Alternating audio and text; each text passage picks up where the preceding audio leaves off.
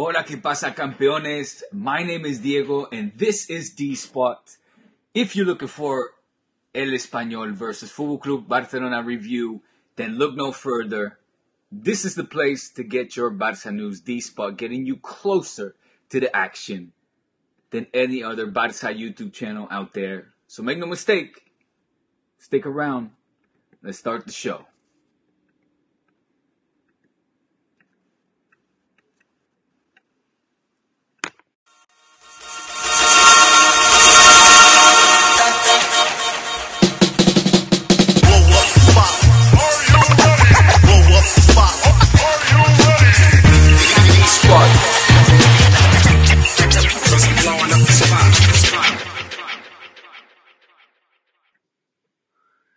So, like I said, DSpot, getting you closer to the Barca action than any other YouTube channel out there.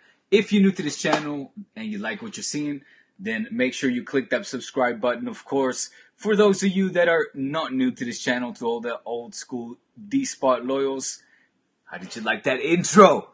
Make sure you let me know. Put your comments in the comment section below, and let's kick it off. Sorry earlier, by the way, I was obviously doing a test. That's my new little intro right there. I hope you guys enjoyed that. I see Andre already in the chat. Yupi Cunningham, Johnny Carlos, Sanka. What's going on, guys? I see a lot of Johnny Carlos already coming out with the Puta Espanyol. It was the trilogy, the third of the three derbies. And at this point, you know, what is there to say? It's se puede escribir una novela. You can write a novel about these kind of derbies. To be honest, a trilogy that for me is to forget, not something that will stick in our memories for very long.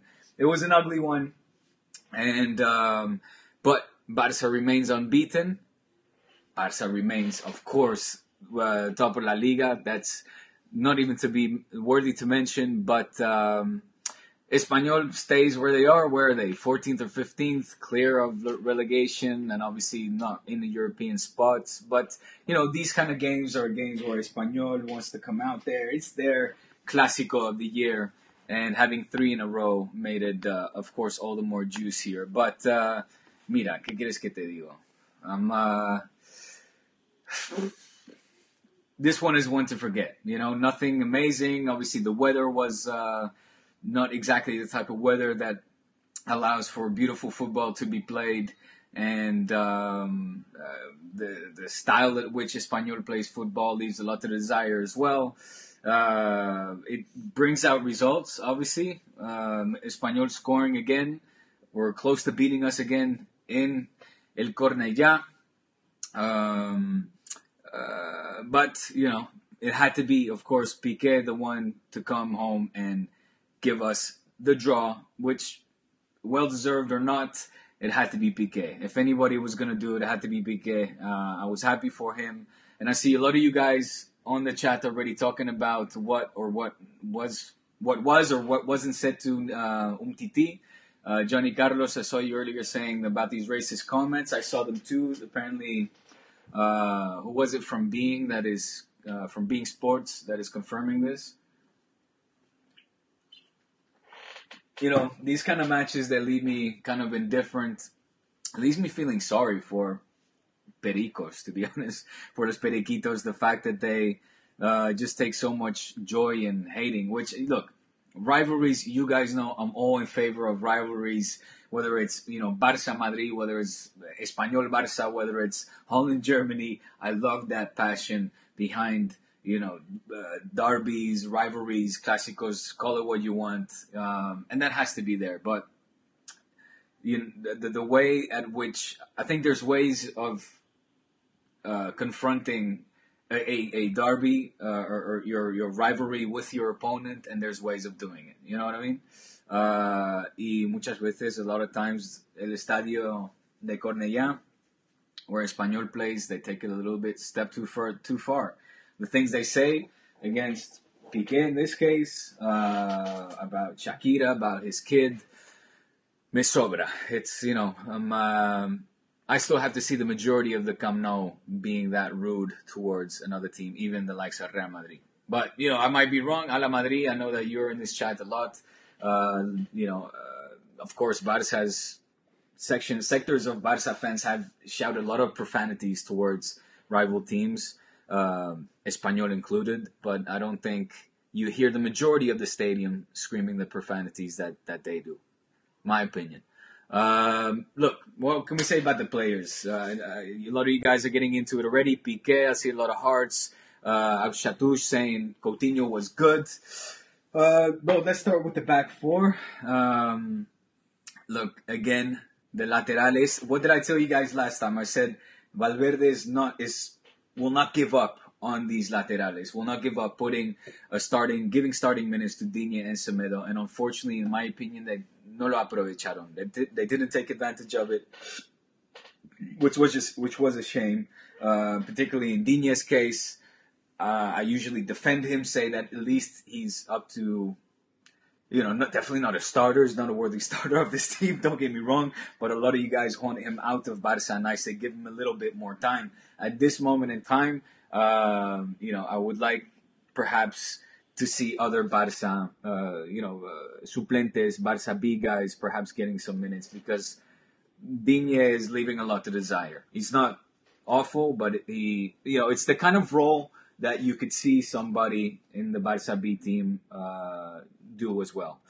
So, it's a French guy, cost quite a few million. It's the same kind of as Andre Gomez. He leaves me indifferent at this point. It's nothing amazing. It's nothing terrible neither. Certainly not worth the bullying, but he's also not stratospherico.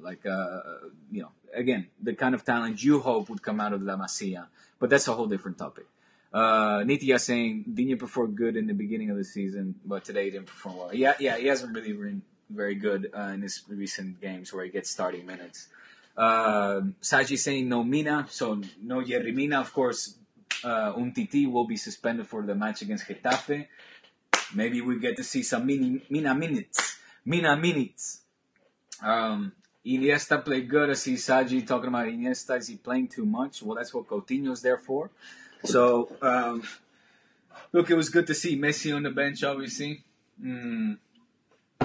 And him getting minutes rested, especially on a day like this. Iniesta is playing a lot, but that's where Coutinho is for. If you want to discuss Coutinho, I thought his performance today was, again, average, not awful, nothing amazing. Hit the crossbar, of course, and is getting used to playing in the system. It's not a perfect day to go out there and play with a new team in a new system in very difficult, awkward conditions. Also for Coutinho himself, playing against his ex-team, again at home. So this was really interesting. On the radio, I forget who said it, but one of the journalists said that Coutinho, the last time Coutinho scored in Cornellà was in the 21st minute, when they usually have the homenaje to Jarque, right? Danny Jarque. They pay homage in the 21st minute. Very nice gesture. And she was just saying last time Coutinho was here, he scored in the 21st minute. So it was kind of when he was still an Espanyol player. At that same minute, it was the 21st minute, Coutinho hits, boom, goes off the crossbar. So everybody, it was just a stunning moment because imagine if that would have gone in again, that would have been quite something. So, yeah, man, not the best day for Coutinho, not the worst neither. And again, I reiterate, but you hear the journalists talk about, pero es que a mí no me convence. Es que a mí no me convence este Coutinho. He's not convincing me. If you tell me right now, Barca paid 160 million euros for him, they're crazy. I wouldn't even pay 20 million. You hear that kind of rhetoric on the radio, you're just like, dude, give it a second, man. Give him a second. Give him a second to, put on his boots and tie up his boots, have a look at his surrounding and get comfortable. Those things drive me crazy for sure. But anyway, it comes with the territory. But yeah, give him some time. I'm sure he'll do. I'm sure he's going to fit in. And what else?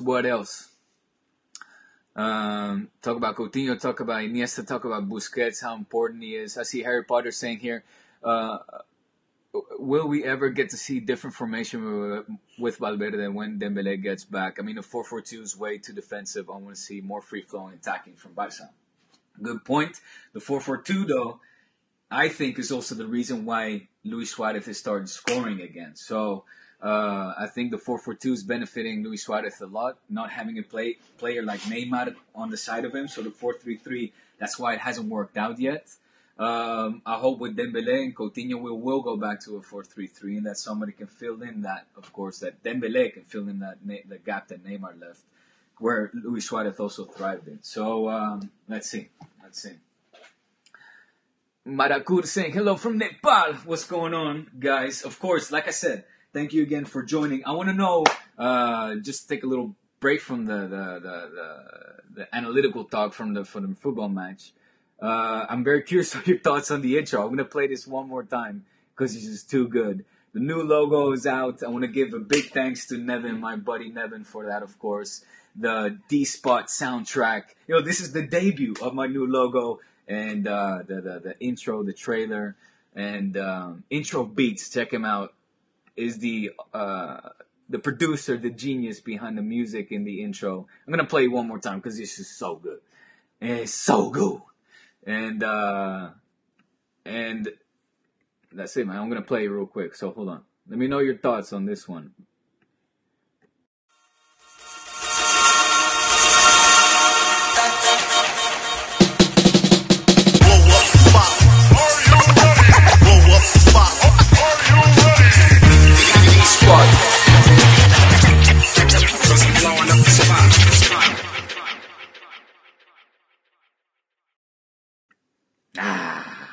I'm sorry, I had to show that to you again. I'm too proud of it.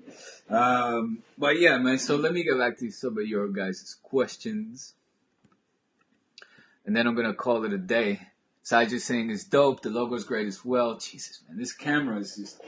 Or not the camera, but the light is ridiculous. Can't read your comments. Love the intro. The intro is hot, D. That is awesome. Too fast for you saying Dan. That's so cool.